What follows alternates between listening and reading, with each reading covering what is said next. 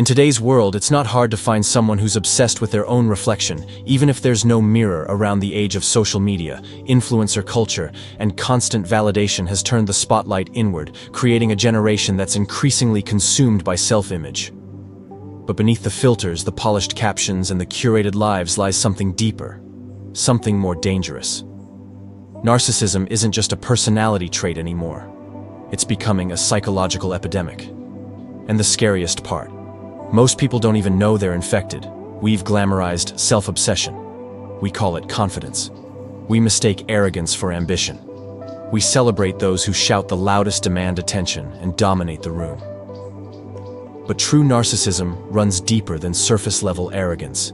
It's a complex psychological mask, hiding deep insecurities, an unquenchable thirst for admiration, and a complete disregard for the inner lives of others.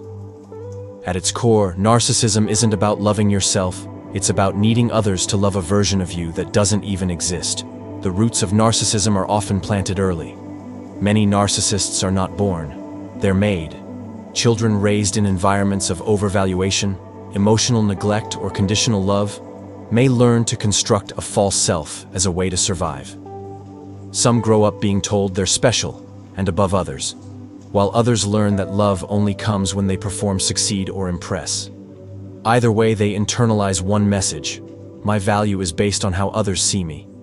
And that becomes the seed of narcissistic thinking. But what makes narcissism so insidious is that it hides in plain sight.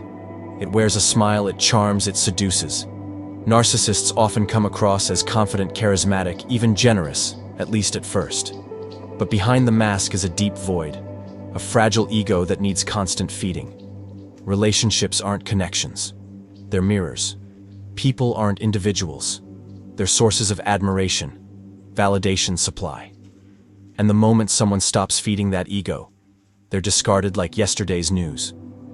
We often imagine narcissists as loud, aggressive, and obvious, but there are different types. The grandiose narcissist is easy to spot. They're the loudest in the room, always talking about themselves, needing to be the best. But then there's the covert narcissist, the quiet, victimized, passive-aggressive one. They play the martyr, but underneath their humility is a deep sense of entitlement and superiority.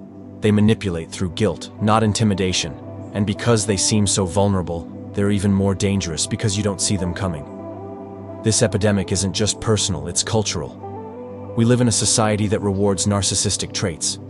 Social media platforms are designed to amplify ego. Likes, followers, comments, they're not just feedback, they're currency.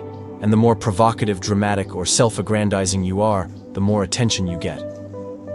We've built a world where the loudest voices drown out the wisest ones, where visibility is mistaken for value, and in that noise, authentic connection becomes nearly impossible. The rise of narcissism also mirrors the decline of emotional depth.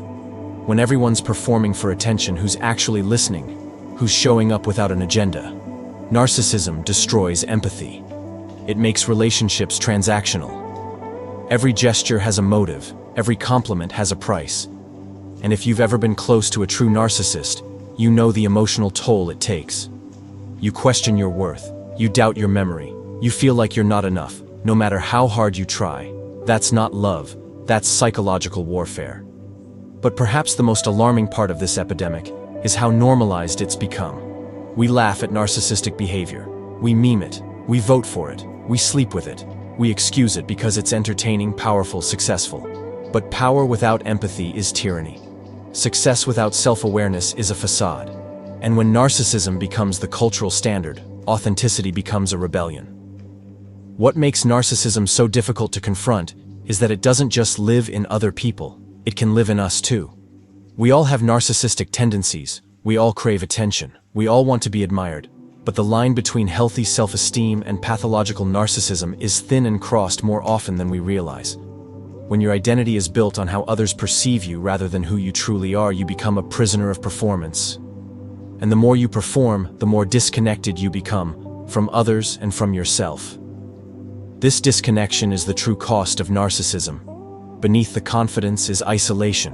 Beneath the control is fear. Narcissists are often emotionally bankrupt. They struggle to form real intimacy because they don't know how to be vulnerable. They crave connection, but sabotage it with manipulation. They want love, but only on their terms. And in their wake, they leave a trail of broken relationships, shattered trust, and people questioning their own reality. But there's something even more heartbreaking. Many narcissists aren't evil. They're wounded. Their self-obsession is a shield, not a sword, a way to protect the fragile parts of themselves they're too afraid to confront. And while that doesn't excuse the harm they cause, it does reveal the deeper tragedy, a life spent chasing admiration instead of healing.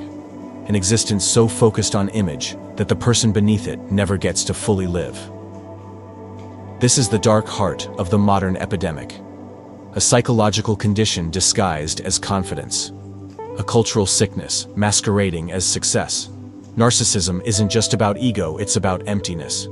And the only way out is through radical self-honesty, emotional awareness, and a willingness to step out from behind the mask. The most terrifying aspect of narcissism isn't what it does to the narcissist. It's what it does to everyone around them. Because when you love someone who only loves themselves, you become invisible. Your needs vanish. Your voice is drowned out by their constant need for control, validation, and dominance. You find yourself apologizing for things you didn't do. You walk on eggshells trying not to trigger their rage or withdrawal. And slowly, without even realizing it, you lose your sense of self. That's the quiet devastation narcissism brings, not with fists, but with silence, not with insults, but with indifference. The narcissist doesn't need to destroy you directly. They just starve you of acknowledgement, compassion, and care until you start to doubt whether you ever deserved it in the first place. And because narcissists often target empathic, deeply feeling people, the cycle becomes vicious. The more you try to understand them, the more they exploit your understanding. But it's not just in romantic relationships. Narcissism infects workplaces, families, friendships, even leadership. A narcissistic boss doesn't care about your growth. They care about your obedience. A narcissistic parent raises children not to be loved, but to reflect their own success. A narcissistic friend doesn't celebrate your wins. They compete with them. And perhaps worst of all, society often rewards this behavior. We confuse dominance with leadership. We mistake charm for character. And the people who get hurt in the process are dismissed as too sensitive or just jealous. Yet as dangerous as narcissism is, it's rarely confronted. Why? Because it punishes resistance. Confront a narcissist and they'll gaslight. You deny everything or worse, flip the script and make you the villain. They'll accuse you of being selfish, dramatic, ungrateful. Their entire identity is built on being untouchable, unflawed. So any challenge to their image feels like a threat to their existence. And in defending that illusion, they'll destroy whatever and whoever gets in the way. That's why recovery from narcissistic abuse is so complicated.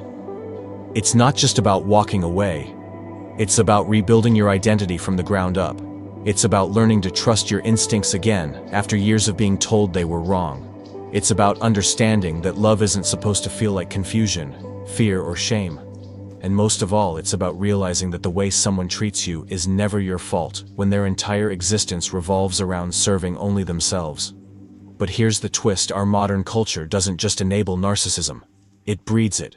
Every time we reward appearances over substance, every time we prioritize followers over integrity, we push ourselves deeper into a society of shallow connection and performative emotion. And if we're not careful, we don't just fall victim to narcissists, we become them.